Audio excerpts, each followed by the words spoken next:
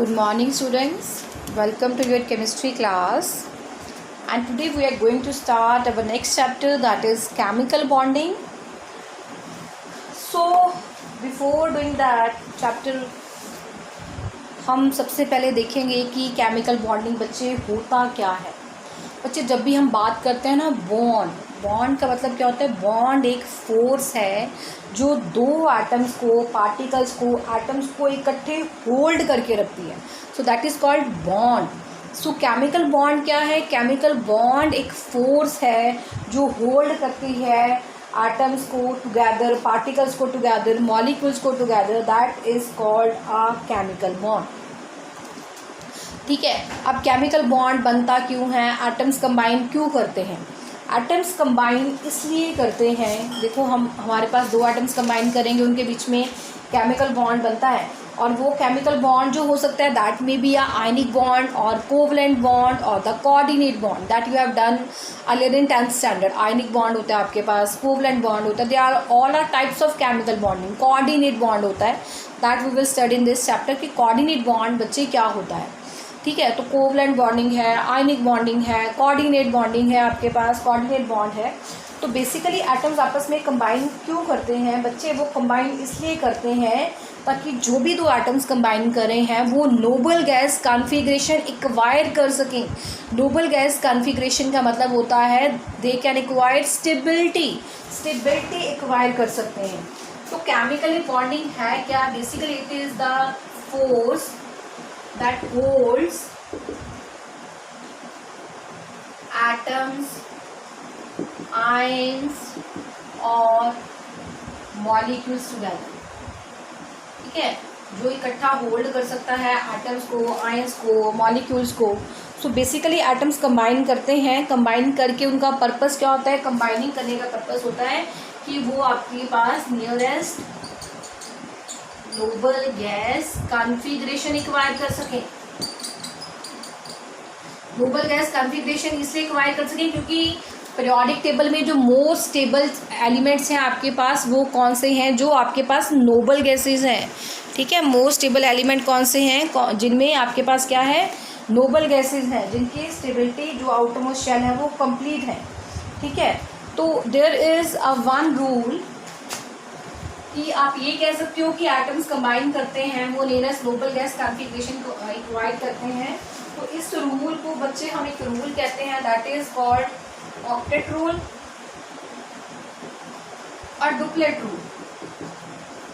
ठीक है। Atoms combine क्यों करते हैं, एटम्स कंबाइन करते हैं ताकि उनका ऑक्टेट पूरा हो सके, या फिर duplet in case of hydrogen and helium. Duplet मतलब उनके आउटरमोस्ट शेल में 2 इलेक्ट्रॉन्स पूरे हो सके, तो वहाँ पे हम बोलते हैं डुप्लेट हो सके। यहाँ पे हम क्या कह रहे हैं कि आपके पास कंबाइन करते हैं, एटम्स कंबाइन करते हैं ताकि उनका क्या पूरा हो सके, ऑक्टेट पूरा हो सके, आउटरमोस्ट शेल कंप्लीट हो सके, आउटरमोस्ट शेल में 8 इलेक्ट्रॉन हो सके या फिर 2 इलेक्ट्रॉन हो सके। ठीक है। सो ऑक्टेट रूल है कि attaining 8 electrons in the last shell that is called duplet rule. Octet rule last वाले शेल में 8 इलेक्ट्रॉन्स एक्वायर करना, attaining 8 electrons in last shell that is called octet rule। अगर 2 इलेक्ट्रॉन्स एक्वायर करेगा hydrogen और helium के case में तो आपके पास that is called duplet rule. ठीक है। बाकी आई थिंक आप एक नेक्स्ट टॉपिक है आपके पास, हम केमिकल बॉन्डिंग की टाइप्स पढ़ेंगे। ठीक है। केमिकल बॉन्डिंग की बच्चे हम टाइप्स पढ़ने लगे हैं, जिसमें से फर्स्ट आपके पास बॉन्ड है that is the ionic bond. Ionic bond बच्चे आपने बहुत डिटेल में पढ़ा है 10th में। I am just giving you one example, see this as a revision purpose as you have already done in 10th standard. So ionic bond क्या होता है, वो बॉन्ड जिसमें आयंस की फॉर्मेशन होती है। ठीक है। यहाँ पे आपके पास क्या है, आयंस, वो बॉन्ड जिसमें आयंस की फॉर्मेशन होती है that is called ionic bond. और इसे हम इलेक्ट्रोवैलेंट बॉन्ड भी कहते हैं। इलेक्ट्रोवैलेंट बॉन्ड क्यों,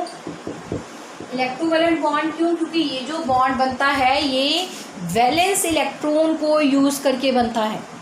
इलेक्ट्रोवैलेंट बॉन्ड क्यों? क्योंकि ये जो बॉन्ड बनता है वो वैलेंस इलेक्ट्रॉन को यूज़ करके बनता है।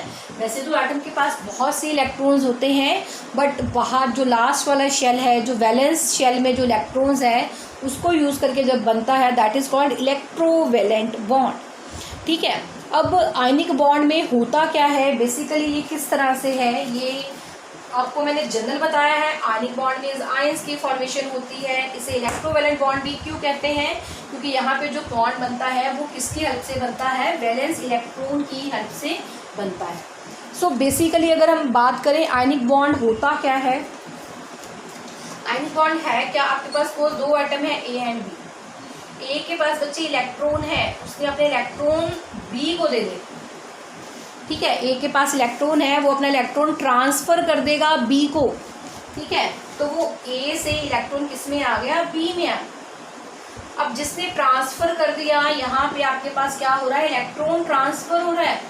यहाँ पे डॉट में क्या रिप्रेजेंट कर रहा है? इलेक्ट्रॉन रिप्रेजेंट कर रहा है। तो यहाँ पे इलेक्ट्रॉन ट्रांसफर हो रहा है, यहाँ से ट्रांसफर हो रहा है। जिसने अपना इलेक्ट्रॉन दे दिया उसके ऊपर पॉजिटिव चार्ज, जिसने इलेक्ट्रॉन ले लिया उसके ऊपर क्या आ गया? Negative charge.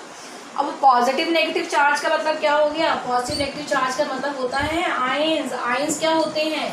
आयंस वो स्पीशीज हैं जो कि चार्ज कैरी करते हैं। आयंस वो स्पीशीज हैं जो कि चार्ज कैरी करते हैं। ठीक है, चार्ज में भी पॉजिटिव, चार्ज में भी नेगेटिव। अगर पॉजिटिव चार्ज है तो उसे हम केटायन कहते हैं, अगर आपके पास नेगेटिव चार्ज है तो हम उसे एनायन कहते हैं। तो यहाँ पे इलेक्ट्रॉन ट्रांसफर करने के बाद आपके पास क्या बन रहे हैं? आयंस बन रहे हैं। आप ये मान लो कि मेरे पास 50 रुपीज़ थे, तो मैंने किसी अपने फ्रेंड को दे दिए। ठीक है, तो मेरे किसी फ्रेंड को दे दिया, so that is called ionic bond, कि मेरे पास 50 रुपीज़ जो थे मैंने अपने ट्रांसफ़र कर दिया अपने फ्रेंड को। ठीक है, तो मेरे पास डेफिशिएंसी हो गई। डेफिशिएंसी को हम पॉजिटिव से रिप्रेजेंट करते हैं। दूसरे के पास एक्सेस ऑफ 50 रुपीज़ हो गए, वो हम नेगेटिव के साथ रिप्रेजेंट करते हैं केमिस्ट्री में। ठीक है, तो बेसिकली यहाँ पे इलेक्ट्रॉन ट्रांसफ़र होता है जिसकी वजह से आयंस की फॉर्मेशन होती है। और जो इलेक्ट्रॉन ट्रांसफ़र होता है वो सिंपल इलेक्ट्रॉन नहीं है, वो वैलेंस इलेक्ट्रॉन है। स्टार्टिंग में आपको बताया है मैंने यहाँ पे कि यहाँ पे जो बॉन्डिंग बनती है वो ट्रांसफ़र होता है वैलेंस इलेक्ट्रॉन। ये कोई सिंपल इलेक्ट्रॉन नहीं है, this is the valence electron जो कि ट्रांसफ़र होता है। तो यहाँ पे आपके पास क्या बन रहा है? स्पीशीज़ बन रहा है जिसके ऊपर क्या है? चार्ज हो रहा है। तो आप ये भी कह सकते हो, एक और वर्डिंग है कि यहाँ पे जो इलेक्ट्रॉन ट्रांसफ़र जिससे होता है वो होती है मेटल, और जो इलेक्ट्रॉन गेन करता है वो होती है नॉन मेटल। तो यहाँ पे इलेक्ट्रॉन ट्रांसफ़र होता है from metal to non metal. Metal वो जो लूज कर सकता है, नॉन मेटल जो इलेक्ट्रॉन गेन कर सकता है।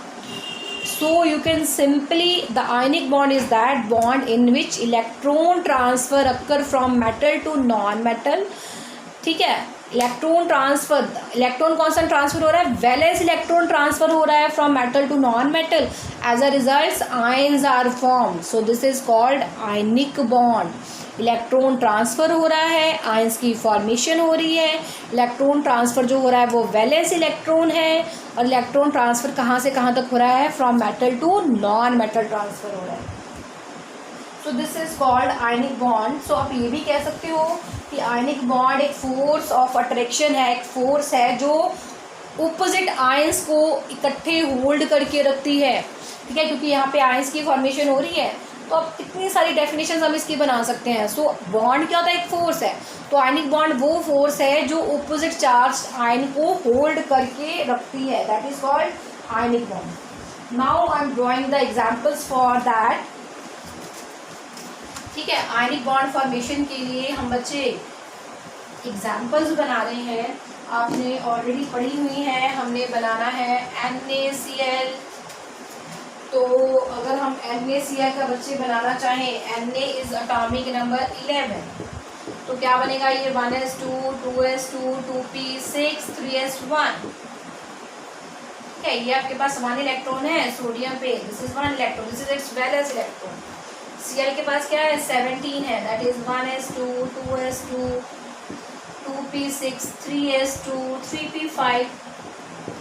नाउ अब यहाँ पे इसके एंड में आपके पास क्या है? 6 7 8 11 12 13 14 15 16 17।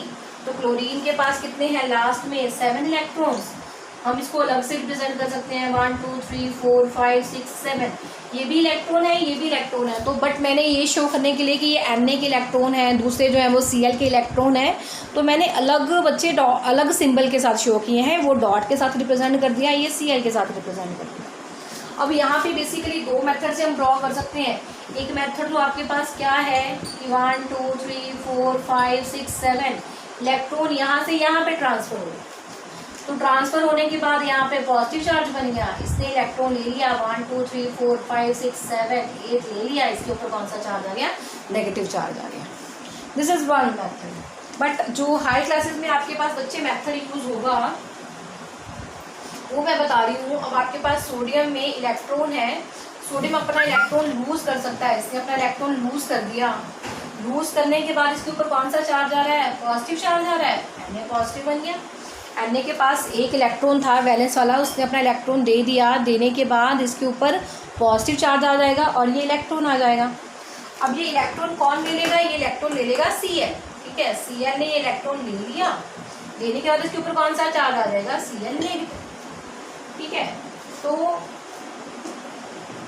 कौन सा चार्ज आएगा, Cl नेगेटिव। उसके बाद आपके पास क्या है, ये आपके पास Na पॉजिटिव है, ये Cl नेगेटिव है, ये इनके बीच में अट्रैक्टिव फोर्स है, दैट इज आयनिक बॉन्ड।